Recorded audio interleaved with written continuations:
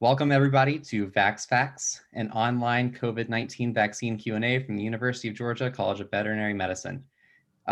We figured that there are tons of questions out there about the vaccine, so what better way to answer them than by speaking with the experts.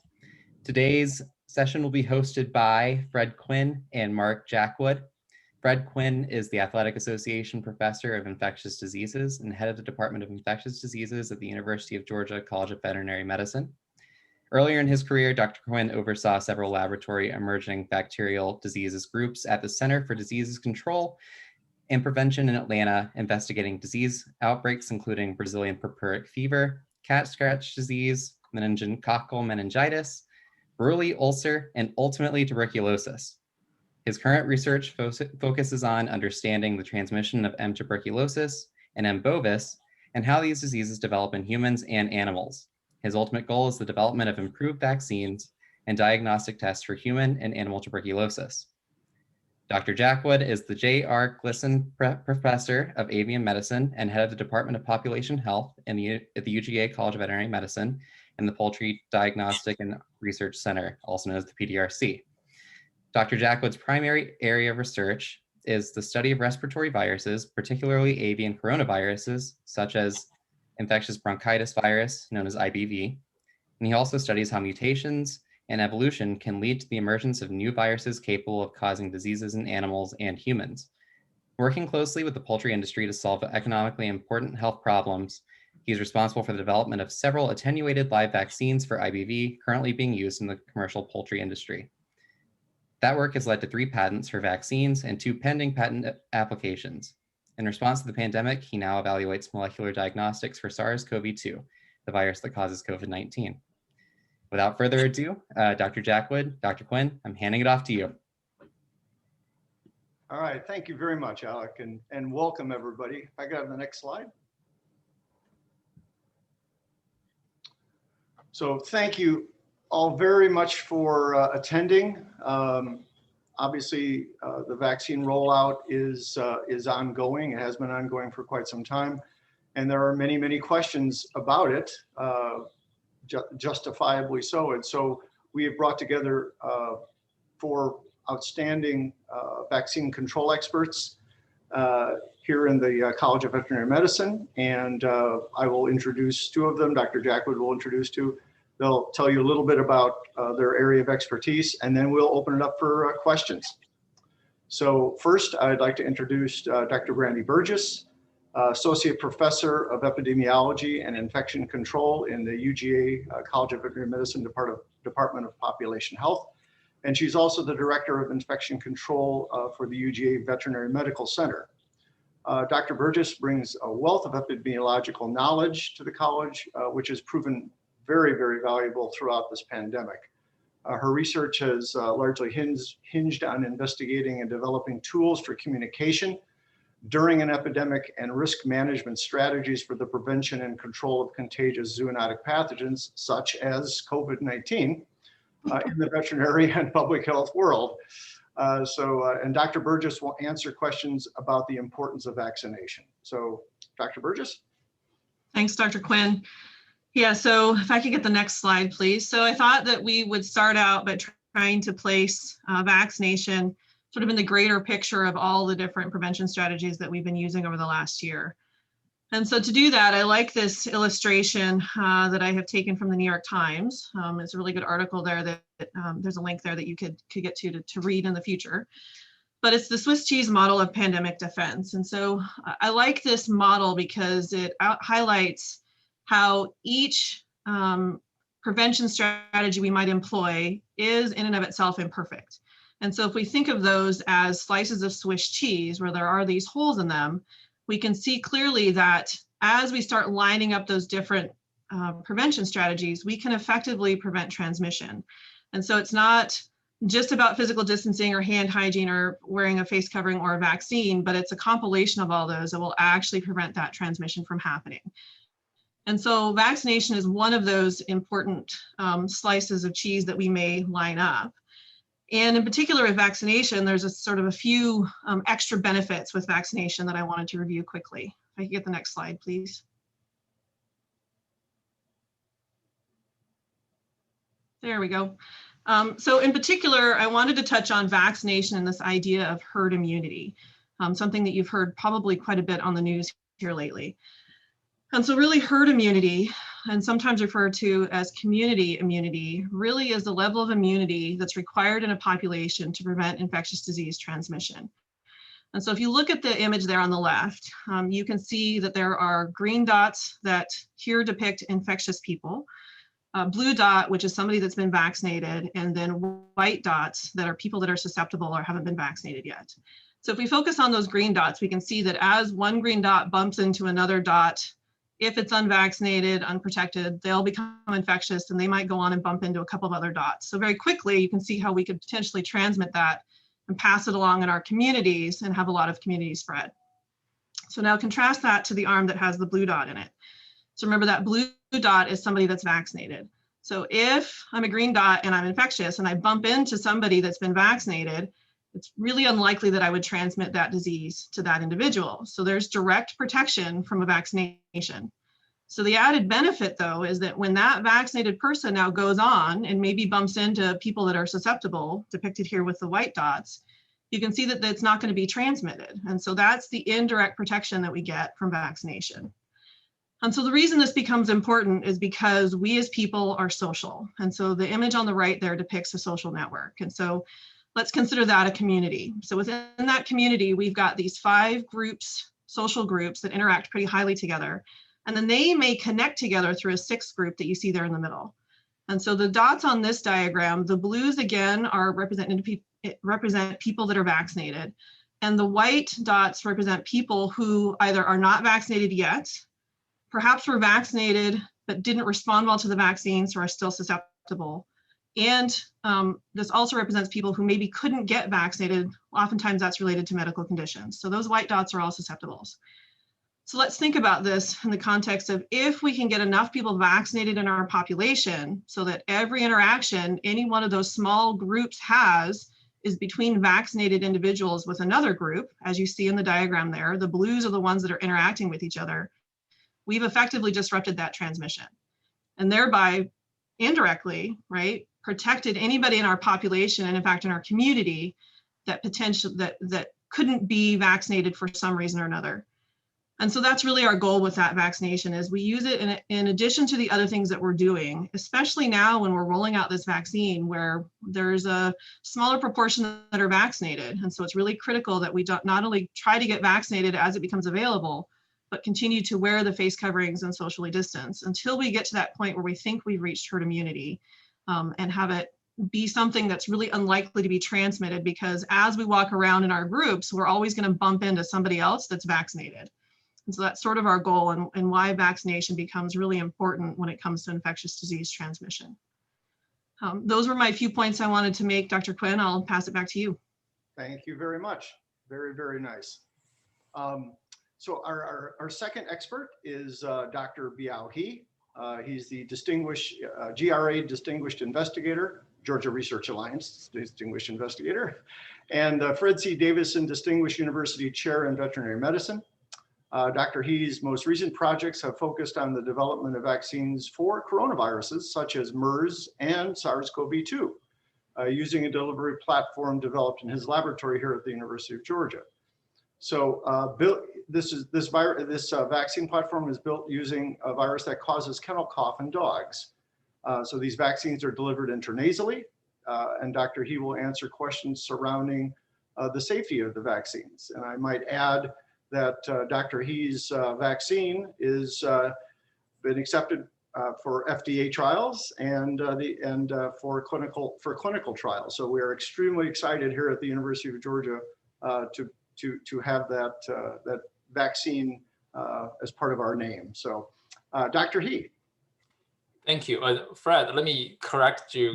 I know you're enthusiastic, I am. We're filing for an FDA approval today. And if they have no objection and within 30 days, it should be in human. But of course, we do have had a pre-meeting with FDA and about our vaccine, and we expect to be approved. But still, there's a 30-day kind of purgatory. We have to wait for FDA to say yes. So just a correction. So thank you, Fred. And I'm excited to be here. As you can tell, I'm a very big fan of a vaccine. And before we get on to whether our vaccine or current vaccines are safe or not, I would like to introduce you guys to the process and how the vaccine development works.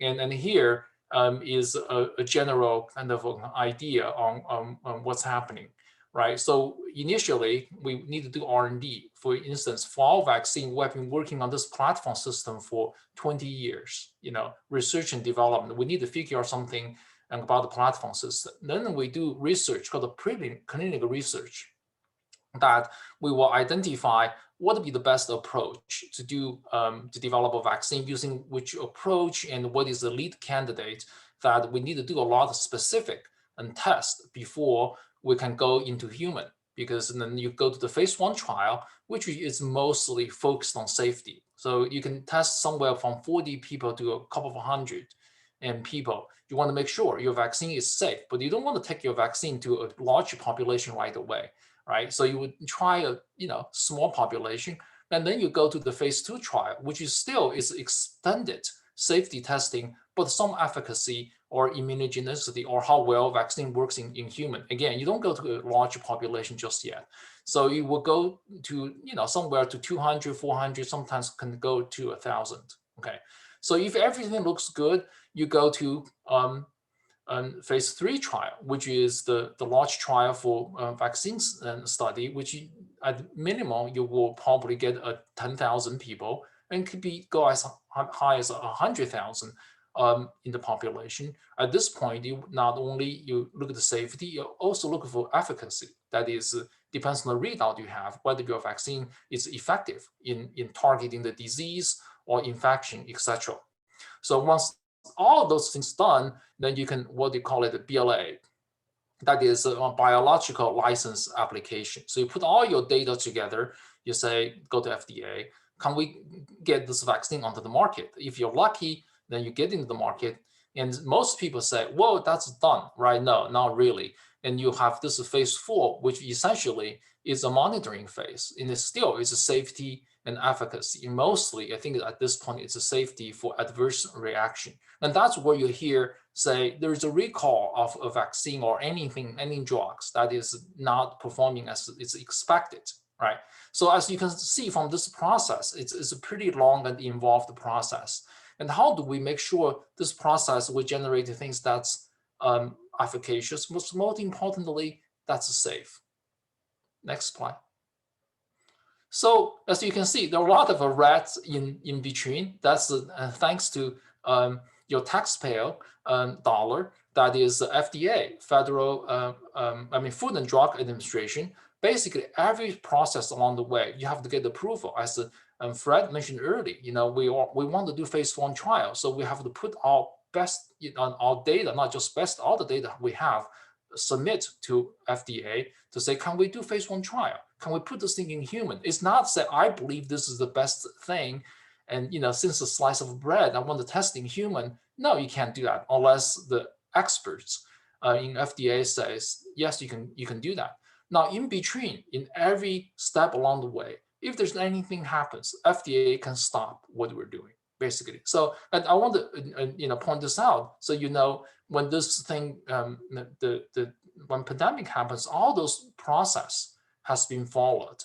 Some of them may be somewhat compressed in terms of moving forward in getting things done, but each phase 1, phase 2, phase 3, and has been followed to get the vaccine on the market. So again, there is very strong regulatory components to develop a vaccine. And I want to point out, US really, we have, not the one of the best regulatory agency. We have very competent people. We have professionals at FDA watching over, the safety and efficacy of the vaccine that go into human. So we're going through the process right now. And so I would be happy to answer any questions you have about the current vaccine or a vaccine in general, in terms of the safety or anything else, if I know. I'll stop here. Great, thank you so much, Dr. He. That was excellent. And now I turn it over to Dr. Jackwood. Thank you, Dr. Quinn, and thank you, Dr. He, for that great presentation. So my pleasure to introduce our next speaker, Dr. Melinda Brindley. She is a molecular virologist and assistant professor of infectious diseases at the University of Georgia.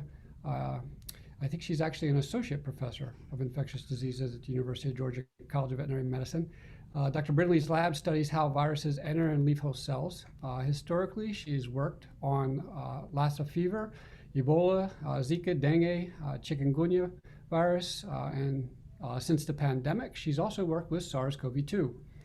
Her lab's goal is to develop new therapeutics and vaccines with their findings.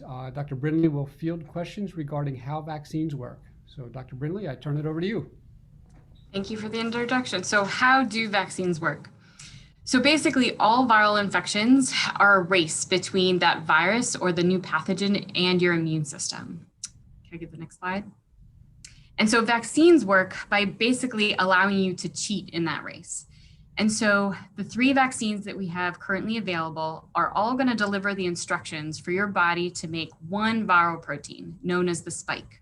And so this is going to allow your immune system, depicted by these cute little cells down here, to really train and understand how this spike is made without the rest of the virus present. And one of the things that you're going to do is make a whole bunch of antibodies. So can I get the next slide? And so you're going to make enough antibodies that when you do encounter that pathogen, you're going to be able to have a giant head start in this race and just neutralize that virus and never allow it to infect to begin with. Next slide. So your antibodies are going to coat that viral particle shown by these little Ys attaching to that spike.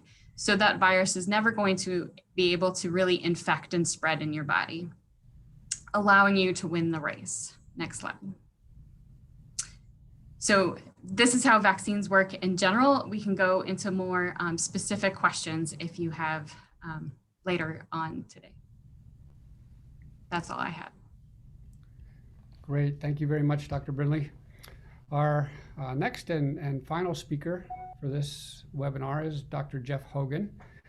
He studied how hosts respond to viral infection for about 27 years now. His studies have involved numerous viruses, including influenza, Marburg, Ebola, SARS, and now, of course, SARS-CoV-2. Since arriving at UGA 15 years ago, his lab has examined immune responses to vaccination and infections with both bacterial and viral pathogens. And together with his collaborator, Dr. LaFontaine, he's developed vaccines for glanders and melioidosis, as well as novel therapeutics for SARS-CoV-2. Dr. Hogan will answer questions related to vaccine testing. I turn it over to you, Dr. Hogan. Oh, thanks a lot. I really appreciate it. Thanks for the invitation to talk today.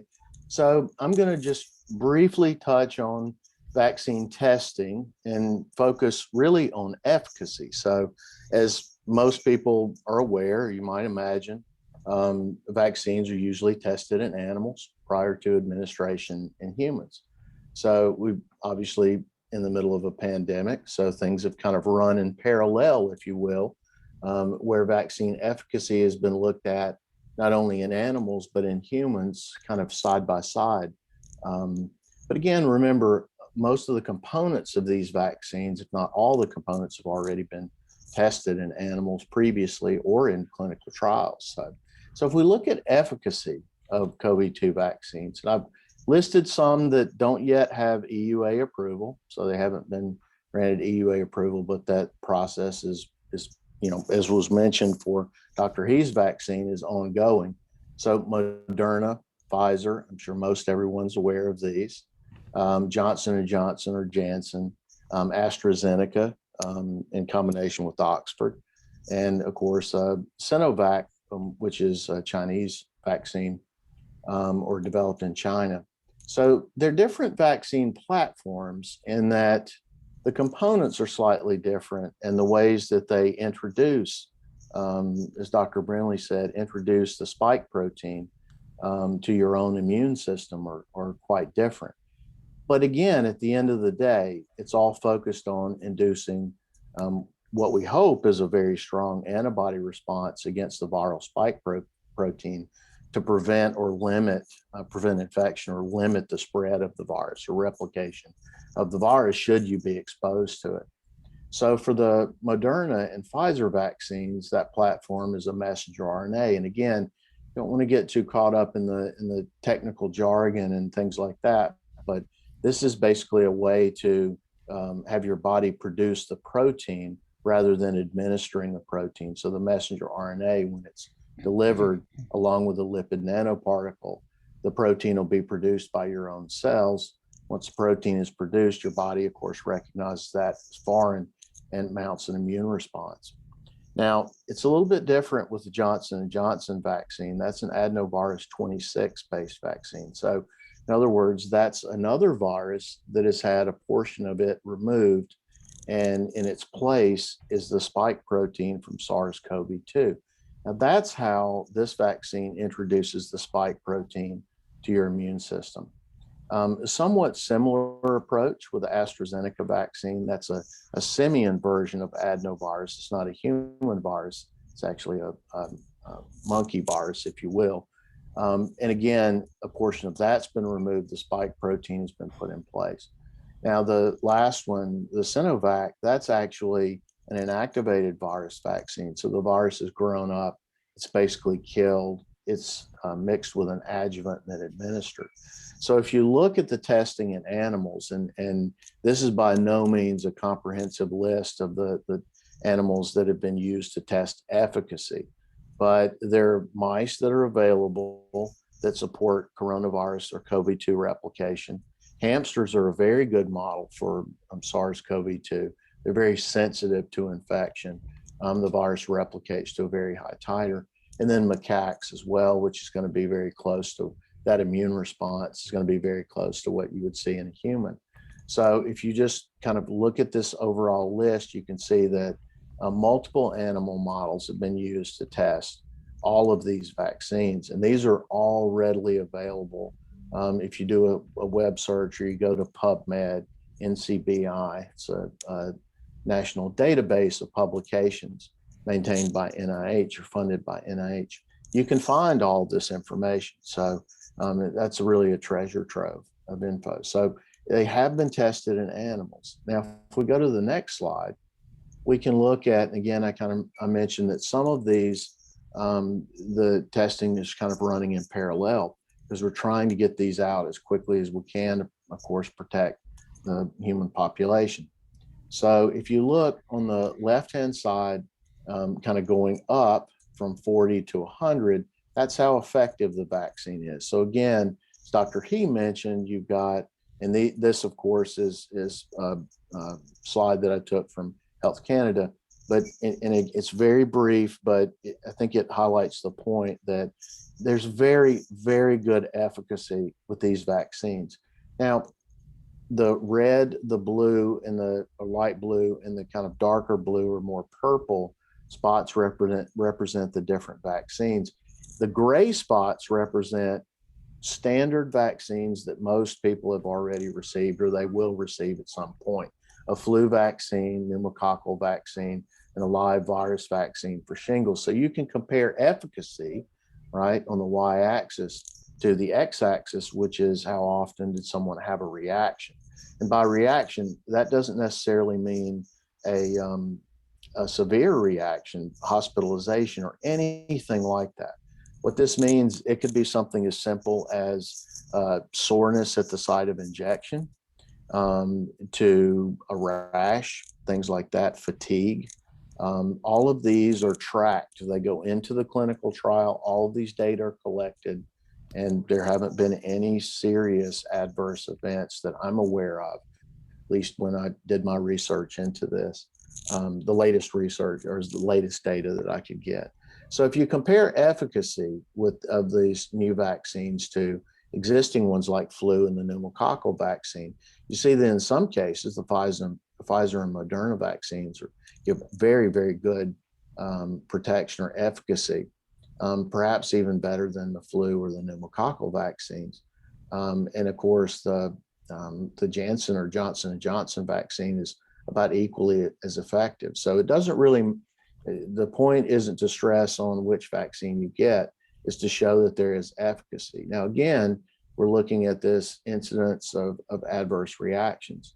And if you compare that to flu, 35% of individuals basically have a sore arm.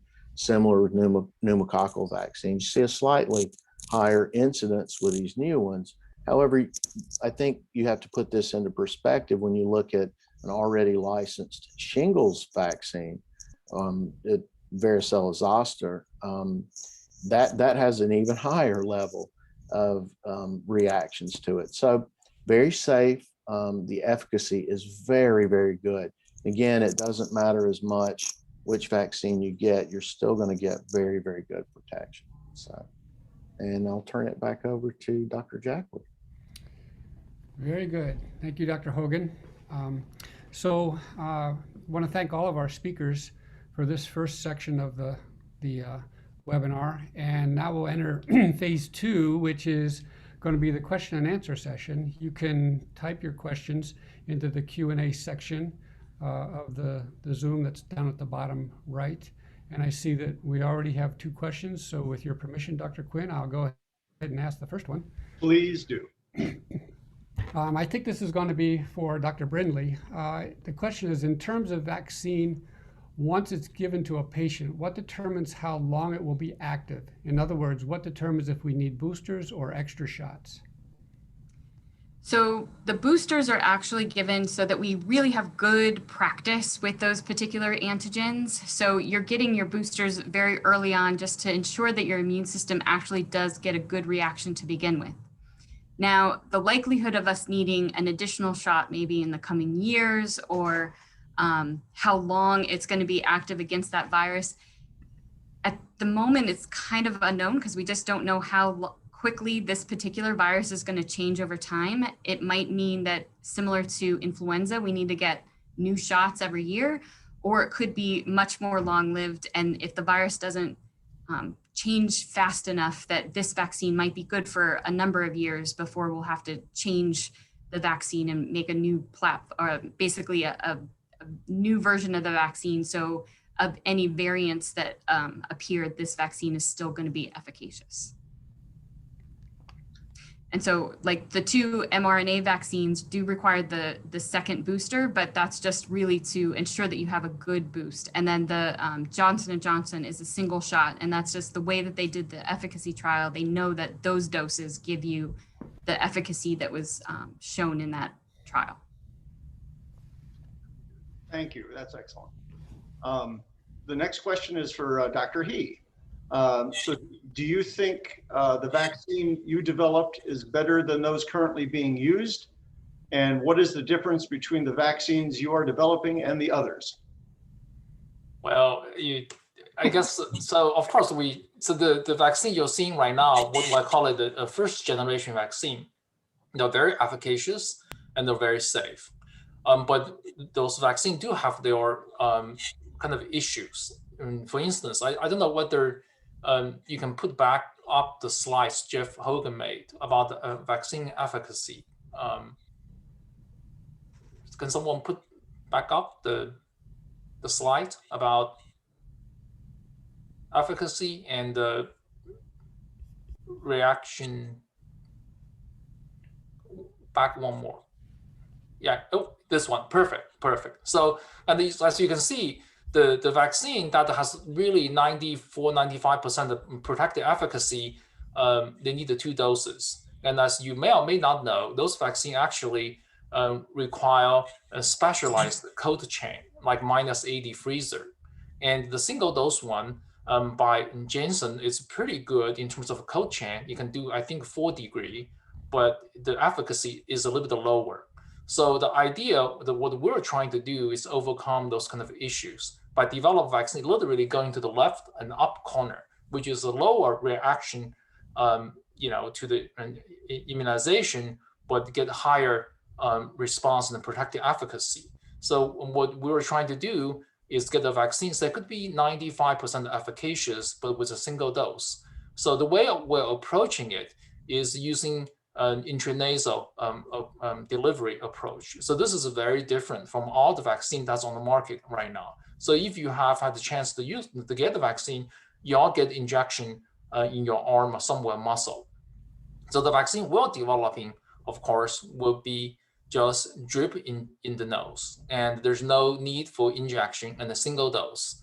And so we hope, and that again, not only we don't have we do not need the -80 freezer to deliver, to store our vaccine. So the hope is this makes it easier for people to take vaccine, and we also know the manufacturing and the cost is very, very reasonable. So you have a wider use, not just in resources rich country and regions, but actually everyone, I mean, wherever you are, will be able to get a single dose and get protected. So that's the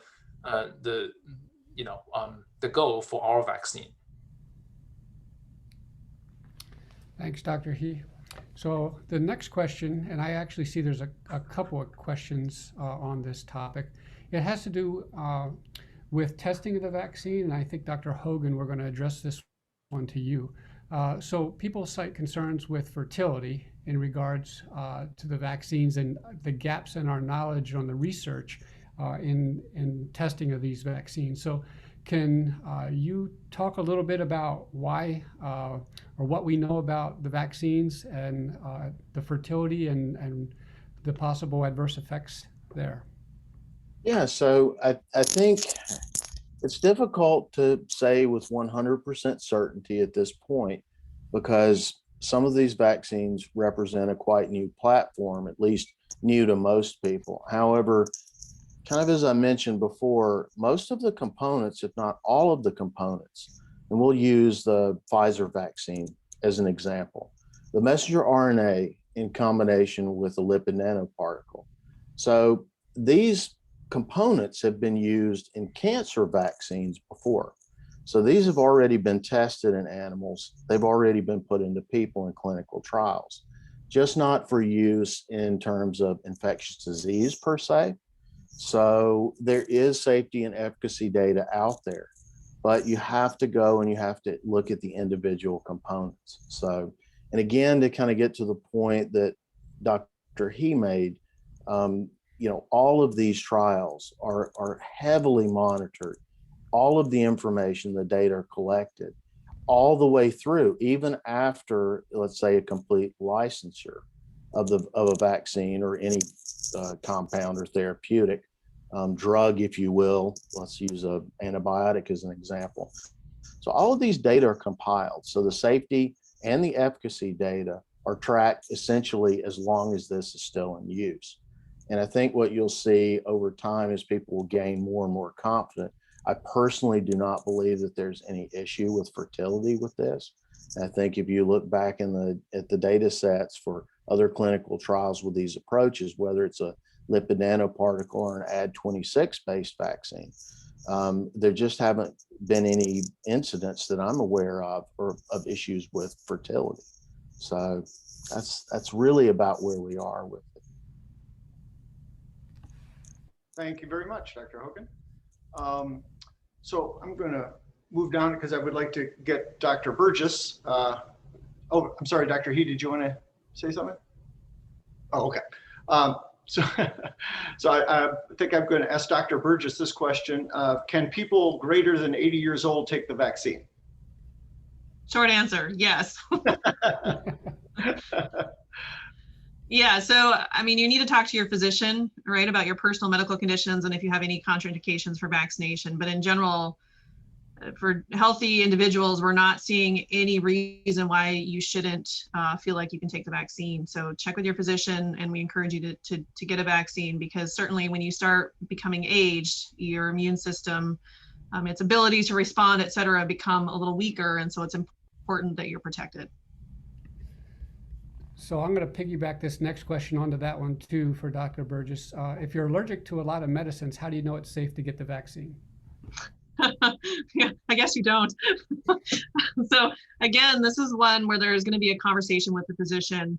A lot of people have food allergies and have had reactions to vaccines in the past. And so it's important to talk with your physician. They'll know what is in the vaccine and know what things typically can cause a reaction. And I think it'd be important to make sure that you're getting vaccinated at a location that could address that if you have an issue. So potentially would go to a hospital or a doctor's office as opposed to the Department of Public Health. All right, thank you very much. I add something to that. I think it's related to somewhat the people's concern about, say, whether 80-year-old or other conditions you have would be okay. I think I would go back to the design of a vaccine trial. So in the phase 1 trial, you have a small population. Normally you go to healthy, say 18 to 55-year-old. So that's like you try in the most, I guess, healthy population. But the phase 2, actually, you will expand into either going up, like above 55, or you're going down lower, younger than 18. So the trial, again, is designed with safety in mind. And by the time you go to the phase 3, you may have other, kind of conditions included in the testing of, say, 40, 50, 100,000 people at that point, right? So what I'm saying is that, in the safety really is always on the mind of regulator and the people who develop a vaccine, because do no harm, it's the number one issue. So, and we are approaching it in a very methodic way in terms of we don't want to say take a vaccine when we're testing going into 85-year-old and see whether it works. We go from 18 to 55 and above 55, and you can go 75, and then you may ask for 75 to 85. So by the time the FDA says you can use in 80-year-old, they must have some data to show that it's efficacious and safe in those population. And I'll give you an example. Many of you are familiar with the flu mist, which is the first intranasal vaccine that's used in the population. When it first came out of in the market, they cannot go down below 5-year-old or over, I believe, 55-year-old, because they didn't do clinical trial in folks older than 55, and they didn't do clinical trial in the kids younger than 5. So FDA says no, you cannot market those vaccines in those population. So what I'm trying to say is that if they have a label to say they can use that, that means FDA has already kind of looked at the data to say you can do that. And I want to point out right now there is no vaccine for kids younger than 16, is because they haven't done the trial yet. And even you say, hey, it works in all adults, can we use on kids? No, you can't, because you don't have data, and they say you have to wait. And a couple of companies are running trial on those population. So again, I want to point out that there are a lot of safety vows for taking this, as far as we are, deliberately, fast or speeding things up, but the safety has not been compromised in this process. Great. Thank you, Dr. He and Dr. Burgess. So the next one, I'm going to not modify it, but I'm going to push it into the vaccine function realm for Dr. Brindley. And the question is, does it matter how a vaccine is administered, intravenous or otherwise, from a functional standpoint? Intervene. So most vaccines are going to be intermuscular, or if ours gets later on approved, we'll have some intranasal, but most of all the vaccines we currently have are all intermuscular. And that's just going to allow whatever cells are present there, which happen to be non-respiratory cells for this particular pathogen, to just produce that viral antigen and allow the immune system to practice and make good antibodies to it. In the future, having an intranasal vaccine might provide slightly better protection, because this particular virus is a respiratory pathogen, and having those immune cells react would be better than having just muscular cells. But in the long term, all the vaccines that we have are intermuscular at the moment. Thank you, Linda. So I'm going to target this next question to Dr. Burgess. And the question is, how much of the population needs to be vaccinated to be able to reach herd immunity? And let's say just for the state of Georgia. I'm not sure it matters which state we're in. Same things apply. So the herd immunity question has been out there quite a bit in the media. And I want to point out that it's not just about vaccine-induced immunity, but also natural infection-inducing immunity. And right now they're estimating anywhere from 70 to 80% immunity needs to be achieved in the population to disrupt that chain of transmission. The caveat to that is that with this vaccine right now, the efficacy is for preventing severe disease and hospitalization. And there's limited data out there on how much it might reduce shedding or duration of shedding. And so in order to achieve herd immunity, we really need to not be shedding it and transmitting it to get there. And so while we're trying to get to that 70 to 80%, and every person that gets vaccinated helps us get there, it's not, I wouldn't presume that this particular bug is going to go away, right? We'll sort of expect it to be endemic and be something that we see periodically, just sort of like the flu has been. And so that's sort of where we are with this right now, and expect to get, they're collecting data on how much people are shedding once they're vaccinated and if they test positive for SARS-CoV-2. So I would expect to see more information coming out on that in the future. And that'll give us a better idea of what we're looking at and what we need to achieve to establish that immunity. Thank you, Dr. Burgess. I'd like to address this next question to Dr. Hogan. Some people have claimed that, whoops, hold on one second. Oh no, I'm sorry. Should I get vaccinated if I have already had COVID-19? Yeah, so that is being recommended. And in fact, I know several individuals personally that were diagnosed or tested positive for COVID-2 and actually had clinical symptoms, and they were vaccinated as well. In the simplest way to describe this, what will probably happen in that case, what probably happens is these individuals already had probably a pretty strong antibody response from the natural infection. So the vaccine is going to even further boost that antibody response and should provide even longer lasting protection, because now you've seen the spike protein several times, right? So I think that's definitely recommended, and if it's available, you should take it. Great, thanks, Dr. Hogan. So this next question has to do with vaccine safety, so I'm going to direct it to Dr. He. Question is, I have multiple family members who are afraid of potential long-term effects of receiving the vaccine. Is there any information I can share with them to help with this fear? Well, again, I want to point out that the process of developing a vaccine is very heavily regulated. And as Dr. Hogan pointed out, some of those vaccine that's being used right now has been tested in human in other circumstances, like for cancer, for instance, mRNA vaccine. And there is really no evidence of long-term impact from vaccination ever. And not just this vaccine, the other vaccine. I said, if any vaccine, like I pointed out that there is this is called a phase 4, people don't are not aware of, is that even if there's a vaccine come on the market, if there's ever anything that happens, sometimes they will just on the side of caution, they will recall the vaccine or put a hold on it.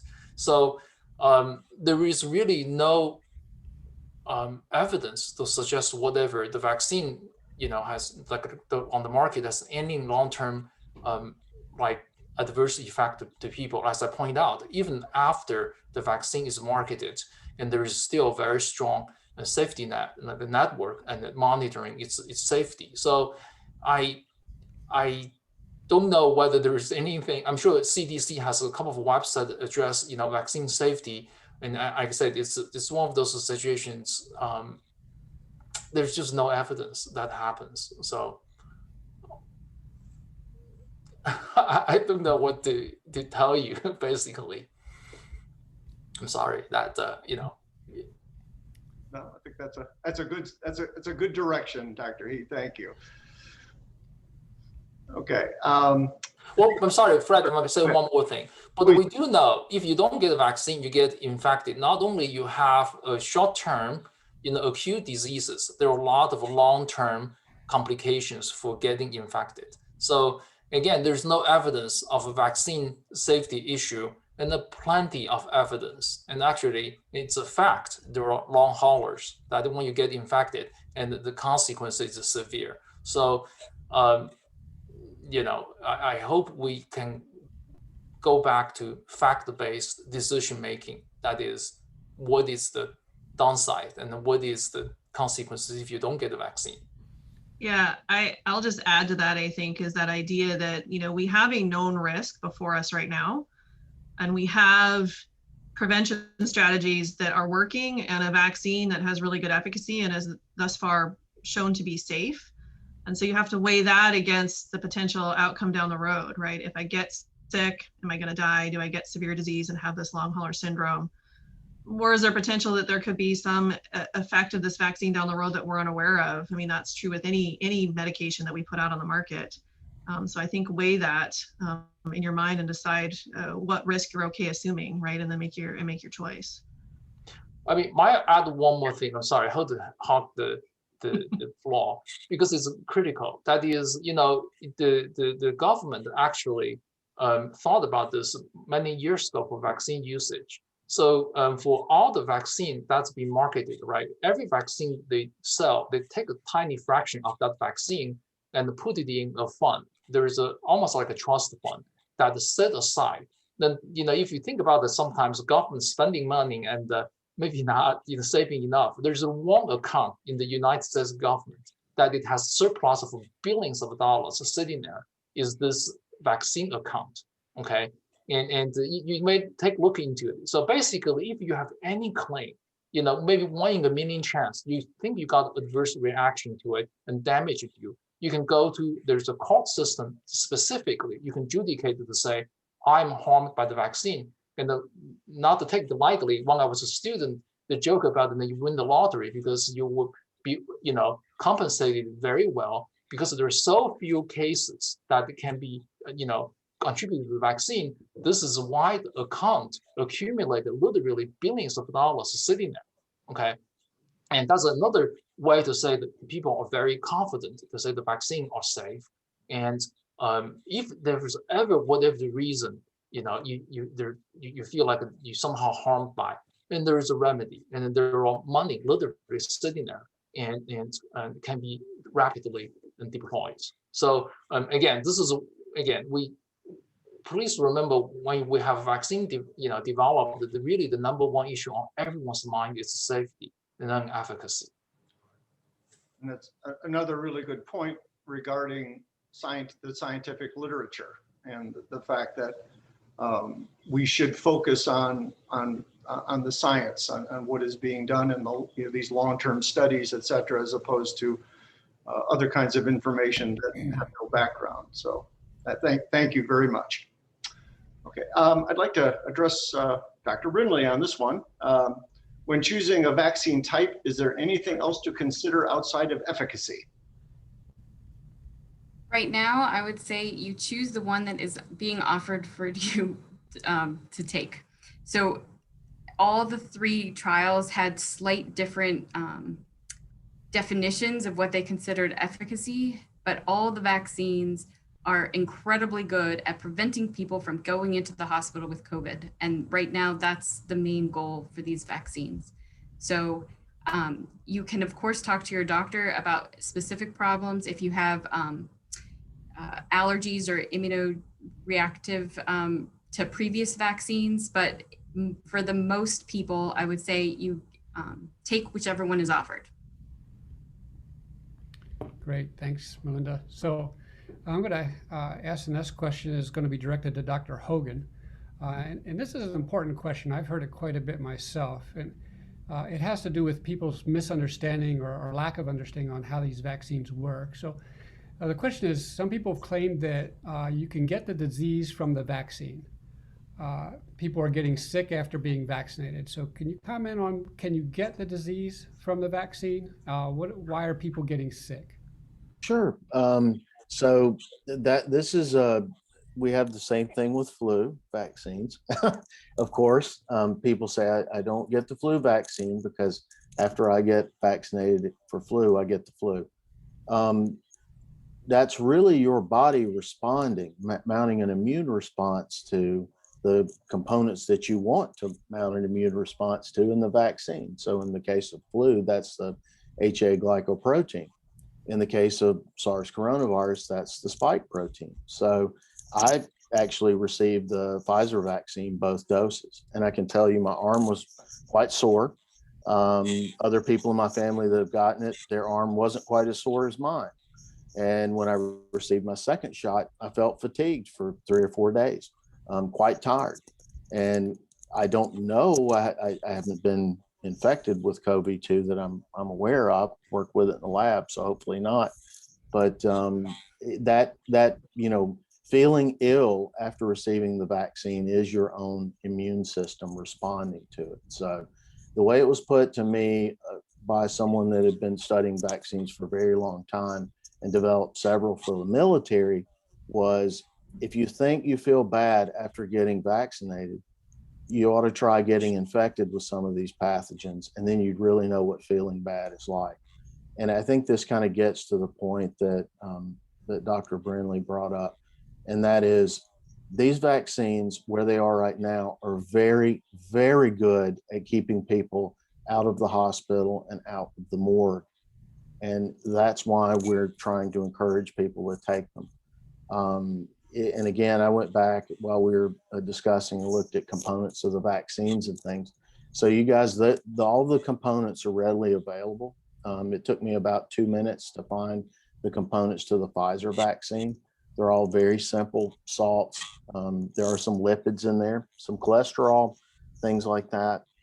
There's nothing nefarious, nothing that you haven't probably ingested already in a McDonald's cheeseburger or some fries. So yeah, I think that misconception of getting ill as a result of the vaccination is confusing your own immune response with actual infection. Very well stated. Thank you, Dr. Hogan. So I'd like Dr. Burgess to maybe take a crack at this one, and it follows up on an answer you made a little earlier.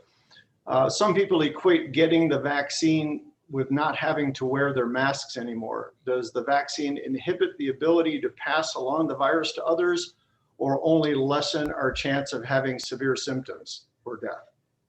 Yeah, thanks, Fred. Yeah, I did touch on this earlier. So remember that the efficacy for these particular vaccines at this point in time was related to severe disease and hospitalization. So they have shown to be efficacious in preventing that.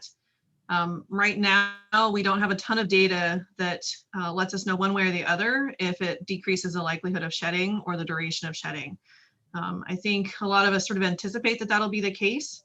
And so in the meantime, really, we need to keep doing the precautions that we're doing, especially because we're just in the midst of the vaccine rollout. And so you're not going to know who around you maybe has been vaccinated or has not been vaccinated. So it'll be really important to continue to wear your face coverings and stay distanced and do all those things that we've been doing. And then as we move forward in time, that data is being collected and there'll be more coming out on that. And as we get more comfortable with the idea that perhaps this is decreasing not just severity of disease, but hopefully the likelihood for shedding and the duration of shedding, that we'll start seeing some more rollbacks on the precautions that are in place.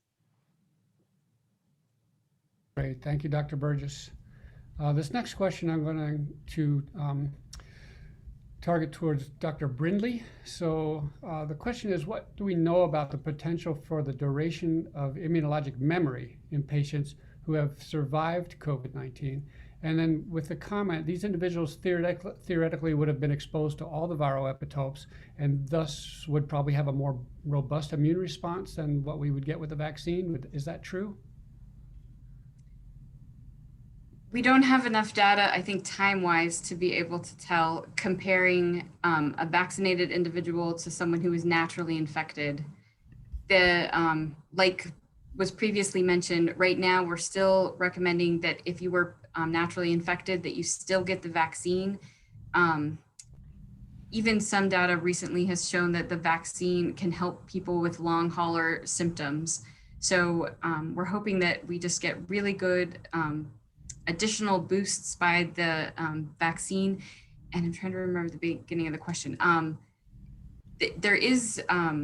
There will be different epitopes, sure, if you have the entire virus, like if you were exposed to the virus, but we simply don't have enough data time-wise to be able to compare people who are naturally infected versus vaccinated and how long their immunity lasts.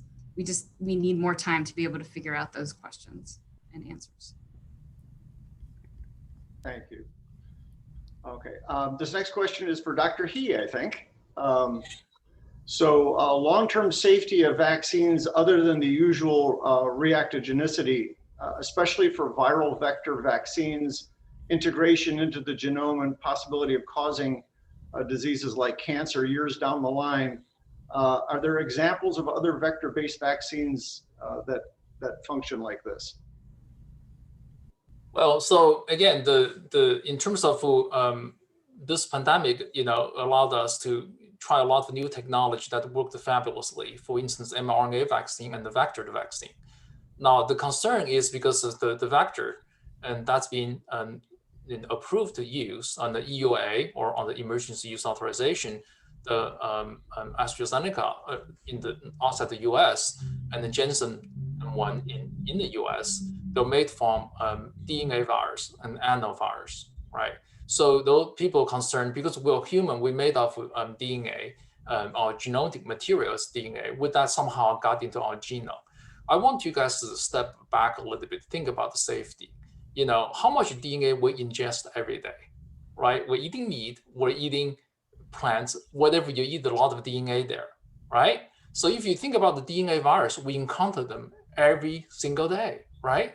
Normal DNA virus, that adenovirus at 5, right? And I suspect the larger population we have I wouldn't say 100%, I would say close to 100% have some kind of a herpes virus infection, which they got a lot of DNA in those viruses. And we never worry about those DNA integrate into our genome. Why? Because it really doesn't happen, from a scientific point of view.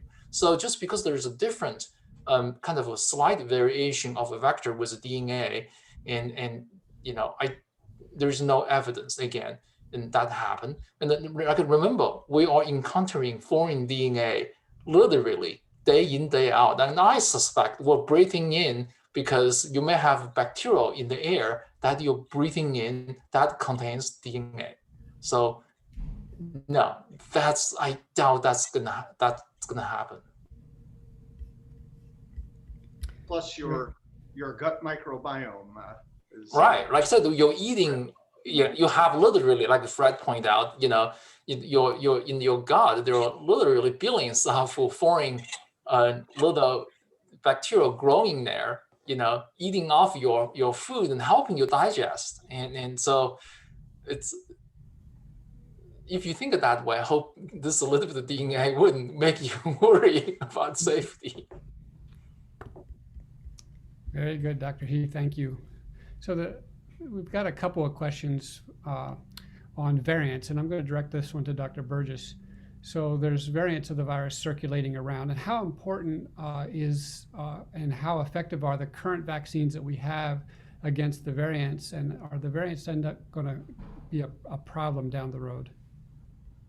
Yeah, that's a good question, and I'm not sure that we actually know the answers to those yet, but are looking for them. So to date, when they go and sort of evaluate these vaccines and look at the populations that they've done that in, and looking at how they were designed, they believe that currently they are effective for the variants that we're seeing, but that might not always be the case, right? There might be one that evolves that ends up eluding the immune system that's been triggered by the vaccine. And so theoretically, as variants emerge, this might be a vaccine that ends up being sort of a yearly vaccine like we see with the flu vaccine, but it really just depends on what happens.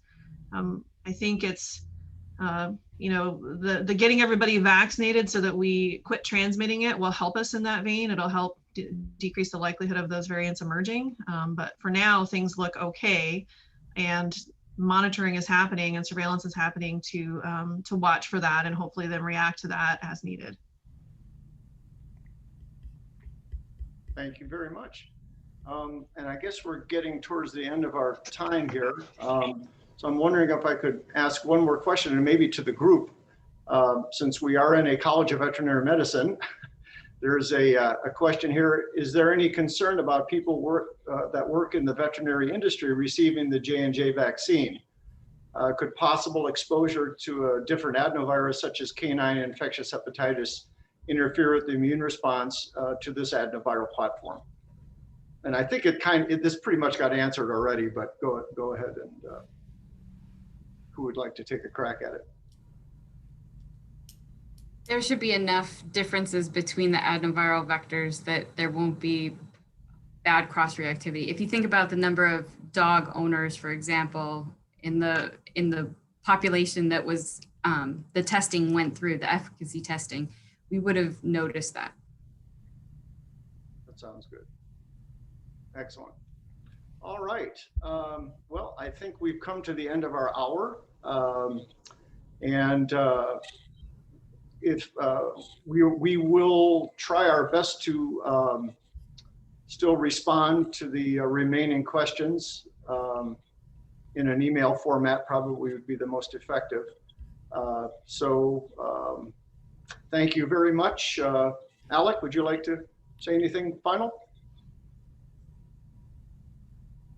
Sure. Hi again, everybody. Thanks for coming out today. It looks like we had a really great group and we had a really great number of questions. I really appreciate the engagement from the community.